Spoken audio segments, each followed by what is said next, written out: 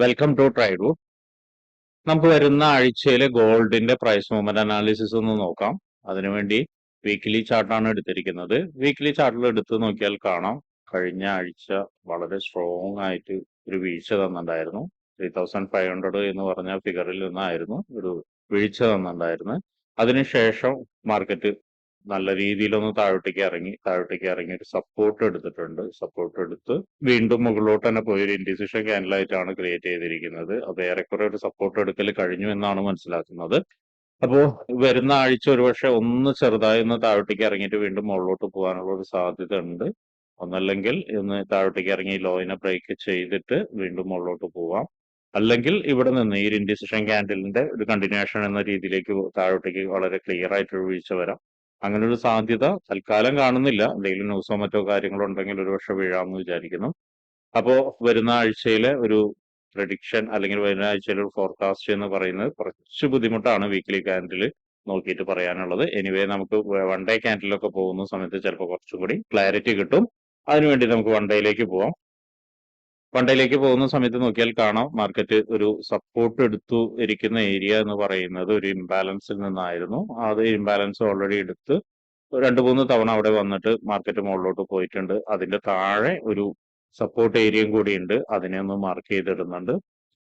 അതുപോലെ തന്നെ അവിടുന്ന് താഴോട്ടേക്ക് വരുന്ന സമയത്ത് ഇത് വളരെ ഇമ്പോർട്ടന്റ് ആയ ഒരു ഏരിയ ആണ്. ബ്രേക്ക് ചെയ്ത് വളരെ സ്ട്രോങ് ആയിട്ട് ബ്രേക്ക് ചെയ്ത് പോയ ഏരിയ ആണ്. അപ്പൊ അതിനെയും ഒരു സപ്പോർട്ടായിട്ട് മാർക്ക് ചെയ്തിടുന്നുണ്ട്. ഇനി മുകളിലോട്ട് നോക്കുന്ന സമയത്ത് നമുക്ക് ഓൾ ടൈം ഹൈ ഈ ഒരു ക്യാൻഡിൽ വീണ ക്യാൻഡിൽ ഒരു നല്ലൊരു റെസിസ്റ്റൻസ് ആണ്, അതിനെയും മാർക്ക് ചെയ്തിടുന്നുണ്ട്. അപ്പൊ ഇത്രയാണ് വൺ ഡേ ക്യാൻഡലിലെ പ്രധാനപ്പെട്ട ഏരിയാസ് മാർക്ക് ചെയ്തിടുന്നത്. ഇനി നമുക്ക് 4 അവറിലേക്ക് പോവാം. 4 അവറിലേക്ക് വരുന്ന സമയത്ത് നോക്കിയാൽ കാണാം, നമ്മൾ നേരത്തെ വരച്ചിരിക്കുന്ന സപ്പോർട്ട്, അതായത് ഈ ഒരു സപ്പോർട്ടിന്റെ മുകളിൽ ഈ ഒരു FEGയിൽ വന്നിട്ടതിന് ശേഷം മാർക്കറ്റ് പലതവണ മാർക്കറ്റ് ഇവിടെ വന്നിട്ട് ഒരു സപ്പോർട്ട് എടുക്കുന്നത് കാണാം. 4 അവറിൽ ഇപ്പൊ നോക്കിയാൽ കാണാം, കഴിഞ്ഞ ക്യാൻഡിലും ഒന്ന് സപ്പോർട്ട് എടുത്തിട്ടുണ്ട്. അതിന്റെ പ്രത്യേകത എന്താണെന്ന് വെച്ചാൽ ഒരു നല്ലൊരു റിജക്ഷൻ ക്യാൻഡിൽ പ്ലസ് ഒരു എൻഗൾഫിംഗ് തന്നിട്ടുണ്ട്, അതായത് ഒരു മർബസ് തന്നിട്ടുണ്ട്. ഇപ്പൊ കുറച്ച് മുകളിലോട്ട് പോവും എന്നുള്ളൊരു പ്രതീക്ഷയുണ്ട്. അപ്പൊ എനിവേ മുകളിലോട്ട് പോവുകയാണെങ്കിൽ എത്താൻ സാധ്യതയുള്ള ഒരു ഏരിയ എന്ന് പറയുന്നത് ഈ ലെവലാണ്. നോക്കിയാൽ കാണാം, ഇവിടെയും ഒരു റെസിസ്റ്റൻസ് ഉണ്ട്. ആ റെസിസ്റ്റൻസിനെ മാർക്ക് ചെയ്തിടുന്നുണ്ട്. അതുപോലെ തന്നെ ആ റെസിസ്റ്റൻസിന്റെ താഴെ ഒരു ഇംബാലൻസ് ഉണ്ട്, അതിനെയും മാർക്ക് ചെയ്തിടുന്നുണ്ട്. അപ്പൊ ഇത്രയാണ് 4 അവറിൽ മാർക്ക് ചെയ്തിടാനുള്ളത്. പിന്നെ മുകളിലോട്ട് വരുന്ന സമയത്ത് ഈ ഒരു ലെവലിൽ ഒരു ചെറിയൊരു ഇംബാലൻസ് ഉണ്ട് 4 അവറിന്റെ, അതിനെയും ഒന്ന് മാർക്ക് ചെയ്തിടുന്നുണ്ട്. ഇനി നമുക്ക് 1 അവറിൽ പോയതിനു ശേഷം എൻട്രി സാധ്യതകളൊന്ന് നോക്കാം.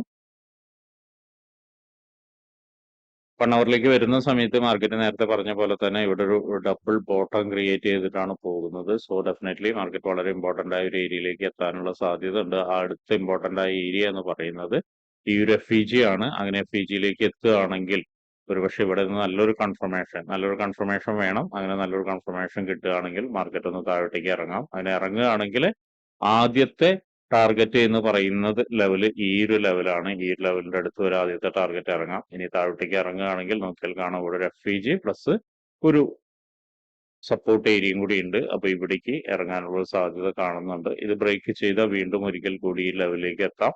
ഈ ലെവലും ബ്രേക്ക് ചെയ്ത് കഴിഞ്ഞു കഴിഞ്ഞാൽ അടുത്തൊരു ലെവൽ എന്ന് പറയുന്നത് ഈ ഒരു ബ്ലാക്ക് ലൈൻ വരച്ച അല്ലെങ്കിൽ സപ്പോർട്ട് ഏരിയ ആണ്. അങ്ങനെ ഈ സപ്പോർട്ട് ഏരിയ വരെ എത്താനുള്ള സാധ്യത ഉണ്ട്. വീണ്ടും താഴോട്ടേക്ക് സപ്പോർട്ട് ഏരിയകളിലേക്ക് എത്താനുള്ള സാധ്യതകളുണ്ട് ബ്രേക്ക് ചെയ്ത് വന്നു കഴിഞ്ഞാൽ. പക്ഷെ നമുക്ക് ഈ വരുന്ന ആഴ്ച നമുക്ക് എങ്ങനെയായിരിക്കും മാർക്കറ്റ് കൃത്യമായി മൂവ് ചെയ്യുക എന്ന് പറയാൻ കഴിയില്ല, പ്രത്യേകിച്ചും ഈ ഒരു വീക്കിലി ഇൻഡിസിഷൻ ക്രിയേറ്റ് ചെയ്തുകൊണ്ട്. ഇനി ഒരു ബൈ എന്ന് പറയുന്നത് മാർക്കറ്റ് ബ്രേക്ക് ചെയ്ത് ഇതിന്റെ മുകളിലേക്ക് ബ്രേക്ക് ചെയ്തിട്ടുണ്ടെങ്കിൽ, അതായത് ഈ ഒരു റെസിസ്റ്റൻസ് ഏരിയയുടെ മുകളിലേക്ക് ബ്രേക്ക് ചെയ്തിട്ടുണ്ടെങ്കിൽ ബൈ ഓപ്പർച്യൂണിറ്റി ഉണ്ട്. ഒരു FEG വരെ വരാനുള്ള സാധ്യതയുണ്ട്. അത് കഴിഞ്ഞതിന് ശേഷം ചിലപ്പോൾ ഒന്ന് താഴോട്ടേക്ക് വീണ്ടും ഇറങ്ങിയിട്ട് മാർക്കറ്റ് വലിയ രീതിയിലൊരു മൂവ്മെന്റ് തരാം. അങ്ങനെയാണെങ്കിൽ 3500 വീണ്ടും ഒരിക്കൽ കൂടിയിട്ട് ബ്രേക്ക് ചെയ്യാനുള്ള സാധ്യത വളരെ കൂടുതലാണ്. അങ്ങനെയാണെങ്കിൽ 3500 കഴിഞ്ഞ് അടുത്തൊരു ഫിഗറിലേക്ക് പോവാം. അങ്ങനെയാണ് 3500 ബ്രേക്ക് ചെയ്യുകയാണെങ്കിൽ അടുത്തൊരു ഫിഗർ എന്ന് പറയുന്നത് 3550, അതുപോലെ 70ന്റെ ഇടയിലായിരിക്കും മിക്കവാറും ഉണ്ടാവുക. കാരണം വളരെ ഡീപ്പ് ഒരു പുൾ ബാക്ക് ആണ് ഇപ്പോൾ എടുത്തിരിക്കുന്നത്. അപ്പൊ അങ്ങനെയാണെങ്കിൽ ഈ റേഞ്ചിലേക്ക് എത്താനുള്ള സാധ്യത ഉണ്ട്. ഒരുപക്ഷെ അതും കഴിഞ്ഞ് ഒരുപക്ഷെ കുറച്ചുകൂടി മുകളിലേക്ക് 3600 വരെ വരാനൊക്കെ സാധ്യതയുണ്ട്. കാരണം ഡീപ്പ് പുൾ ബാക്ക് ആയതുകൊണ്ടാണ്. അപ്പൊ ഒരു ബ്രേക്ക്ഔട്ട് കഴിഞ്ഞു കഴിഞ്ഞാൽ ഒരു താഴോട്ടേക്ക് വല്ലാണ്ട് വരാനുള്ള സാധ്യതയില്ല, വീണ്ടും മുകളിലോട്ടേക്ക് തന്നെയാണ്. അപ്പൊ അതൊന്ന് എല്ലാവരും ഓർമ്മയിൽ വെക്കുക. അപ്പൊ ഇത്രയാണ് ഈ ആഴ്ചയിലെ ഗോൾഡിന്റെ പ്രൈസ് മൂവ്മെന്റ് അനാലിസിസ്. ട്രേഡ് എടുക്കുന്ന ആളുകൾ എല്ലാവരും ഈ ഏരിയാസിൽ വരുന്ന സമയത്ത് മാർക്കറ്റ് എങ്ങനെ ബിഹേവ് ചെയ്യുന്നു എന്നുള്ളത് നോക്കിയതിനു ശേഷം മാത്രം ട്രേഡ് എടുക്കാൻ ശ്രമിക്കുക. ബ്ലൈൻഡ് ആയിട്ട് എടുക്കരുത്. ഒപ്പം തന്നെ കൺഫർമേഷൻ നിർബന്ധമായും എടുക്കുക. കാരണം ഏരിയാസ് എല്ലായ്പ്പോഴും സക്സസ് ആവണമെന്നില്ല.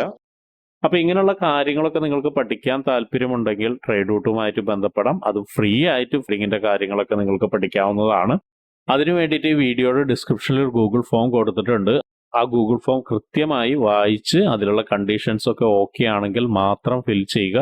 അതോടൊപ്പം തന്നെ ഡിസ്ക്രിപ്ഷനിലുള്ള വാട്സപ്പ് ചാനലിൽ നിങ്ങൾക്ക് ജോയിൻ ചെയ്യാവുന്നതാണ്. അവിടെ ട്രേഡ് റൂട്ടിന്റെ അപ്ഡേറ്റ്സ് ലഭിക്കുന്നതാണ്. അപ്പൊ എല്ലാവർക്കും ഇന്നൊരു പ്രോഫിറ്റബിൾ ഡേ ആവട്ടെ എന്ന് ആശംസിക്കുന്നു.